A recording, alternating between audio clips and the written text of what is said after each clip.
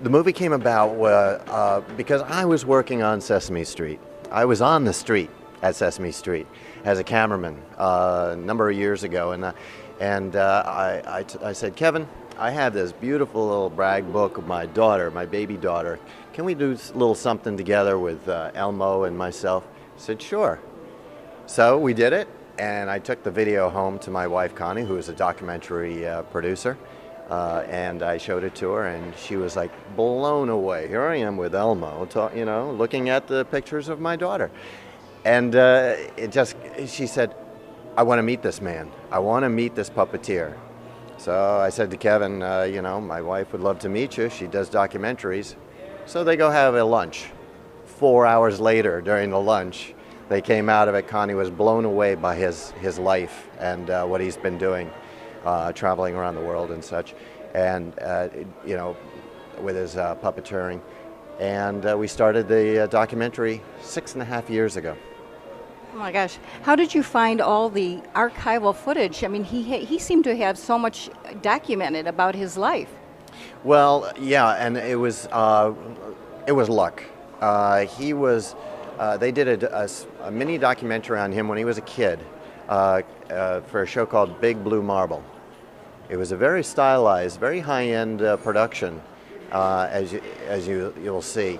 That we were able to get that footage, which was, if we had waited another week or two, we probably wouldn't have been able to get it, because the owners of that footage, they gave us a VHS copy, but all the other footage of that whole show of Big Blue Marble was tossed in a dumpster.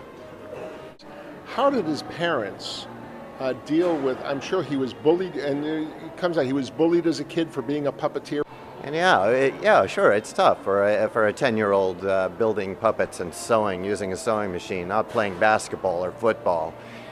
Something's wrong with that maybe. But no,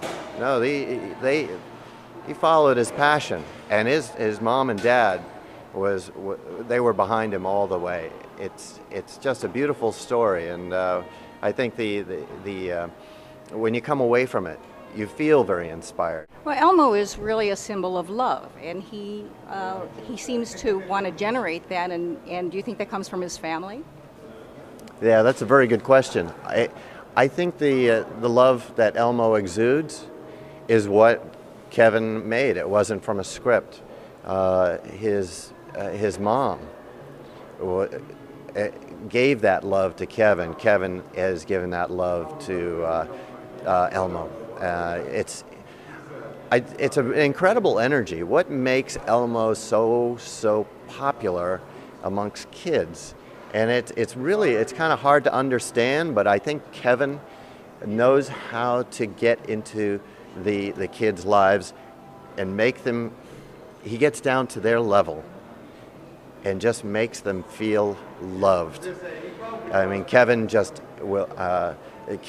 and Elmo, aka Elmo, it's all about the hugs. And no, it's beautiful to watch. And Kevin is a big guy. He's a very strong guy. It's amazing to see this voice coming out of him. But when he turns it on, you no longer see this African-American man operating this puppet. You see, it's all about Elmo, because it's the hand gestures, and it's all the movement, and it's how he says things that just becomes totally mesmerizing. And one of the most amazing things is when he's doing an interview, like I'm doing now, the reporter will ask the question, and where does the reporter give the mic to? Right to Elmo and not to Kevin. So Kevin is doing his job. It's a beautiful thing to watch. Very interesting. How did Elmo come about? I mean, he didn't bring Elmo out until he was already working on Sesame Street?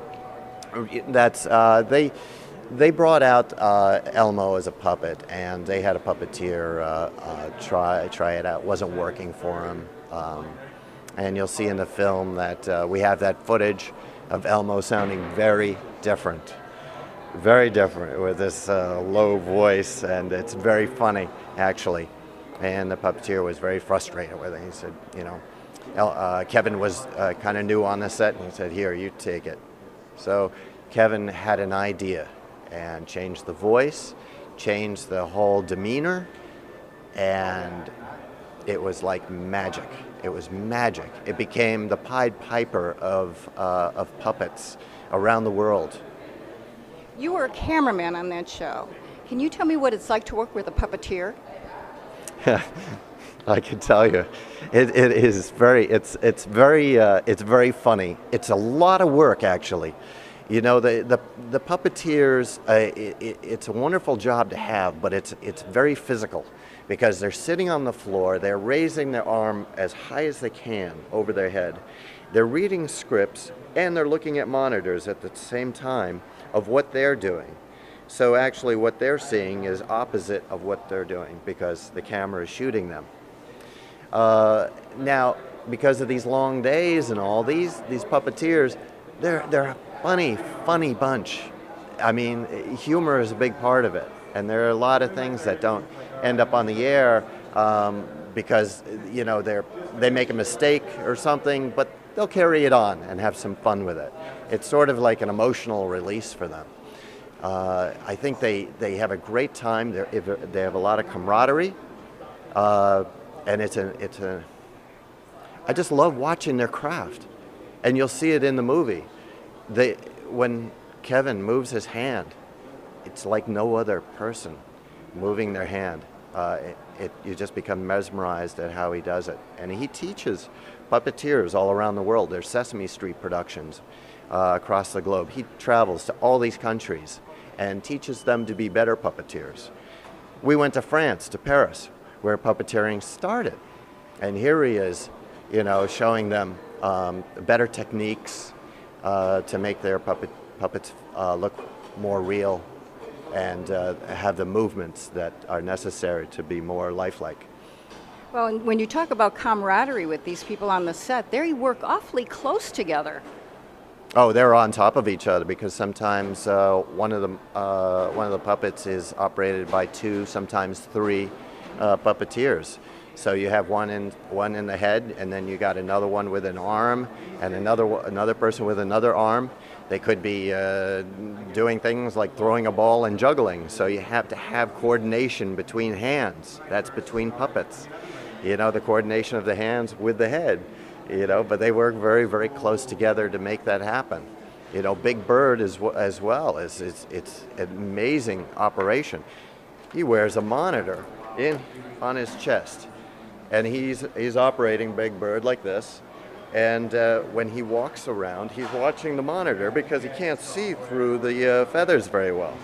So he's seeing pretty much opposite of what he would normally look at going forward. He sees what the camera sees shooting him. So Big Bird looks a little awkward. He is a little awkward because, you know, left is right, right is left, and it's pretty funny. Is it hard for a cameraman to follow this action? Yeah. I mean, the camera work is difficult, because our job is to shoot it in such a way that the puppet looks correct without seeing the top of the heads of the puppeteers. We have to, what they call do cutoff. So it takes time and takes many takes, because sometimes the puppeteer's head might pop in the frame, and then we have to do a retake. So it is very well choreographed. We work very closely with the puppeteers, and it's like a ballet on the set.